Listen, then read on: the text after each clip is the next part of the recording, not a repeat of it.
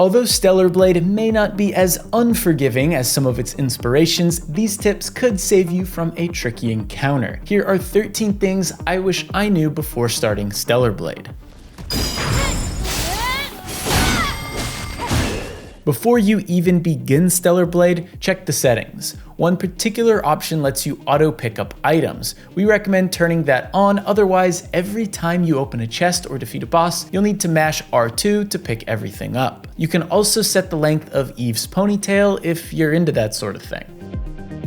As you kill enemies and inspect bodies, you'll get experience which can be used to unlock new skills at camps. There are 5 skill trees in total, but for the first few hours you'll only have access to 3: combat, survival, and beta skills. We recommend investing heavily in the combat and survival skill trees early on because these unlock new combos, abilities, and mechanics that are crucial in combat. A few you should unlock right away are Ambush, which lets you stealth kill enemies,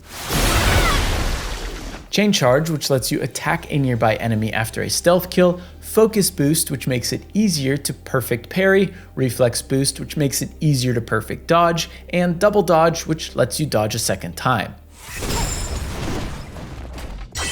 During combat, enemies will occasionally glow specific colors. When they do, you need to respond in a specific way, whether that means blocking, dodging forward, or dodging backwards. Red means perfect block, yellow means dodge any direction, blue means dodge forward, and purple means dodge backwards.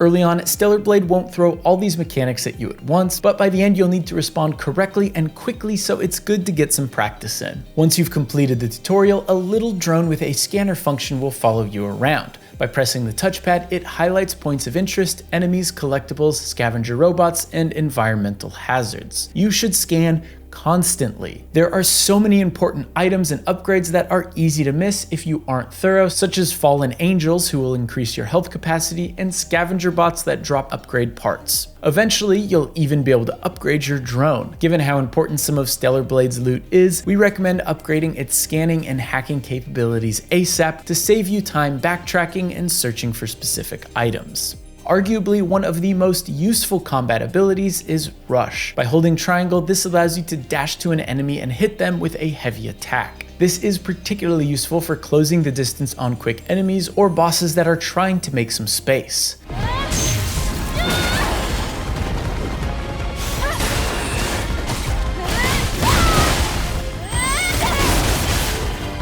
You can even upgrade the distance of this dash in the attack skill tree. Just keep in mind that this skill does have a short cooldown.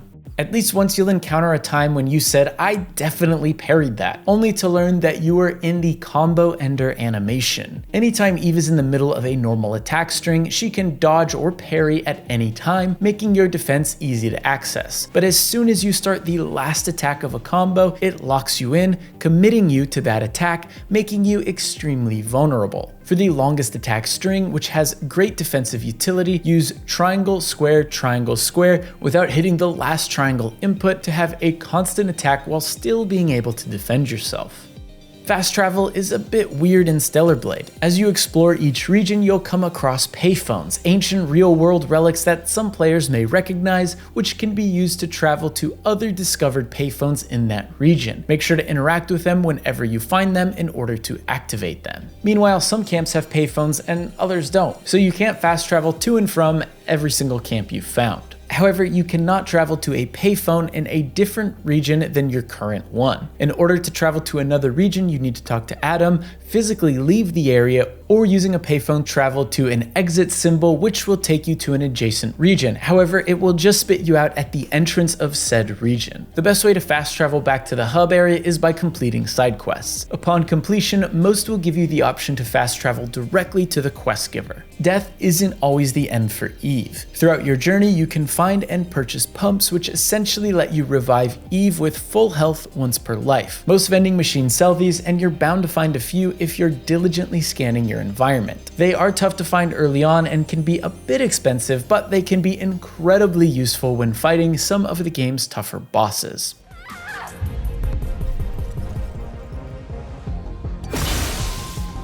Stellar Blade has two types of side quests, ones that are designated as exclamation points on the map, and ones that can be picked up from a request board. We recommend doing as many exclamation point side quests as possible because these typically have better rewards and occasionally offer some unique items and unlocks. And apart from the rewards, most of these quests revolve around important characters in the hub world, and helping them can marginally affect the world and story. For example, Digger, the friendly scavenger robot you find in the Wasteland, has a side quest that culminates with a little guy setting up shop in the hub world. Another side quest unlocks a barbershop that lets you color and cut Eve's hair. On the other hand, the request board missions are pretty simple and clearly state the rewards. Speaking of Digger, the little robot is more than a cunning sales bot. You can exchange 2 broken weapon cores with him to receive a brand new one, which can be used to strengthen Eve's blade. To be honest, if you do the side quests, you should be able to find enough weapon cores to max out Eve's blade anyway, but this can be helpful if you're having trouble with certain enemies or bosses.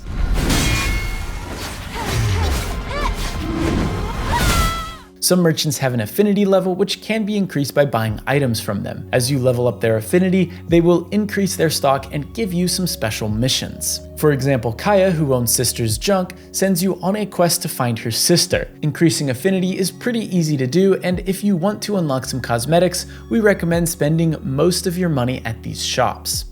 You'll hit a point in the story where Adam will tell you to tie up any loose ends in Zion because you may not be able to return for a while. What he should have said is that you won't be able to return at all. So if you're the completionist type, you should take his suggestion to heart. I half ignored it, thinking I'd be able to go back after I rolled credits, but sadly that is not the case. There's also only one save slot per save file, so you can't hard save at this point and reload it later.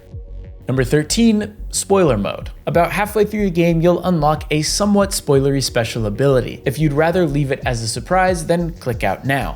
Minor spoilers in 3, 2, 1. After you've defeated Corrupted Tacky, you'll unlock Tacky Mode. This makes you invulnerable for a short period of time as Eve wallops on anyone and anything around her. It's a great offensive ability, but you can also save it for when you're in a pinch, since it makes Eve invulnerable for a short period of time.